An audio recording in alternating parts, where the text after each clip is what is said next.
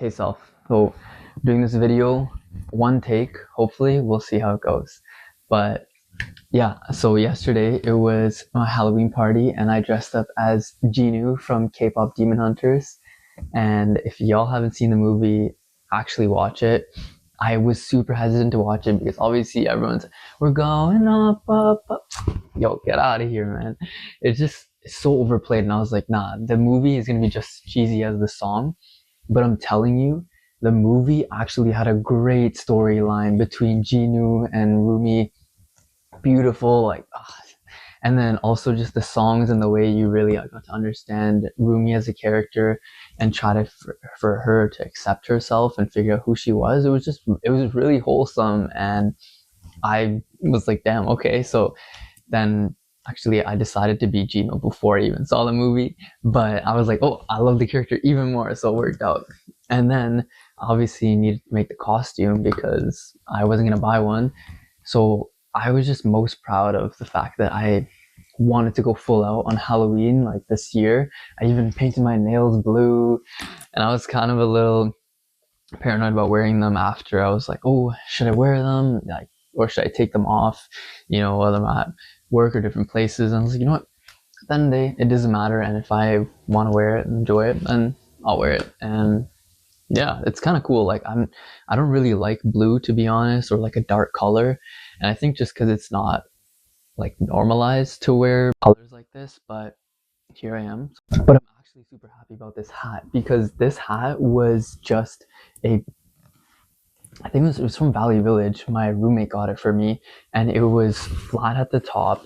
It wasn't very puffy, and then it had a red ribbon, and then the outer rims were white, and so it also didn't have this like little chain, I guess, and so I had to fully customize it. And I'd never done something like this before, but I used cardboard.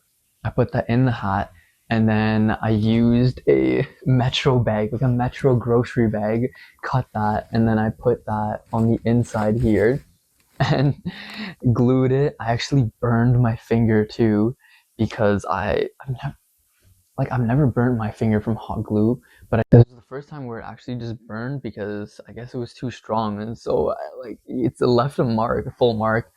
But your boy had to keep persisting, so I kept going all the way around the rim, and then I ended up doing these like this chain that I found from Dollarama. I put that inside, and I was just super proud of myself for actually customizing this hat fully because this is not how it was when I first got it. So the fact that I just put like I use a Metro bag. You use a grocery bag for friggin' costume. Like, oh no, all these fabrics and fancy stuff. And that's one thing I was just like, you know, it's important to be like crafty, but also at the same time, crafty also means literally crafty. Like, think about anything that you have. It doesn't have to be complicated. So no one would know it's a grocery bag unless I said it. And then I like sealed it with this. Then I even used fabric paint and I painted the edges, and then it came out really well. So I'm so happy with this. Out of the whole costume, I think my hat is my favorite part. I was also thinking about the idea of trying to make everything perfect and making videos specifically because I love to set up the camera. I feel like because I'm a very artsy person, I want to have the good shots, and that's always we're seeing social media or on YouTube, like, oh my god, everyone has to make the beautiful shots, it's color grading and everything, and it's fancy. Yeah, I love it, but it's easy to consume that information, but then when I actually try to create something like that, oh my god, if y'all know, it's so draining because you have to always think about the views and everything, and it ruins the actual idea of just making something, anything, and it puts a lot more pressure on you than you need to be. I found that the most important thing is literally just to create, not worry about if something is beautiful and everything, because even if it is, yes, but how much time and mental energy did you put through that? So for this hat, I didn't record it in like a very aesthetic way. I was just hand holding my phone, but I just wanted to use it because I wanted to document it and have it as a memory. So those are the clips that you're seeing now. So I was hesitant to make a video for the hat because I didn't think that it was all aesthetic, but then I watched this video from Peter McKinnon just today. He's from Toronto. I watched him when I was like young, like many years ago before he blew up.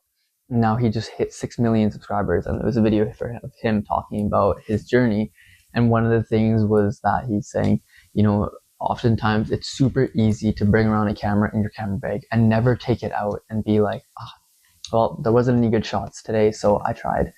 But he was saying it's better, and it is the harder thing, to pull it out and take photos and try it, even if they're not the best bangers ever. But if you put something out there and you show that to yourself, only to yourself, prove to yourself that you can get better at the craft, then that's all that matters. And so I was like, you know what? Let me just hit record on the thing and then show some clips that I took of the hat and not overthink it, because those videos would end up not being edited and they'd just be deleted, and what the heck, that would have been a waste.